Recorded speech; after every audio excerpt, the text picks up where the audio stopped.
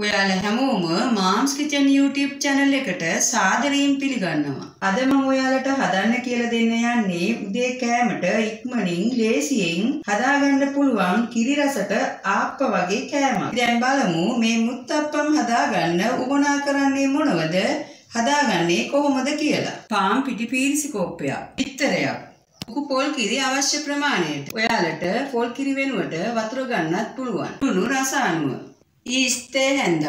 ඔයාලට ඊස්ට් වෙනුවට baking powder තේ හැන්දක් දාගන්නත් පුළුවන්. මුලින්ම මුත්තප්පම් වල මිශ්‍රණය හදාගන්න පාන් පිටි වලට ඊස්ට්, රස අනුව ලුණු, බිත්තරය දාගෙන ඊළඟට උකු පොල් කිරි ටික ටික එකතු කරගෙන මිශ්‍ර කරගන්නවා. ඔයාලා මිශ්‍රණය හදාගන්නකොට මේ වගේ ටිකක් දියාරුවට හදාගන්න. ඔයාලා මිශ්‍රණය හදාගන්නකොට පොල් කිරි වැඩි වුණොත් පාන් පිටි ටිකක් එකතු කරගෙන මම පෙන්නපු පදමට හදාගන්න.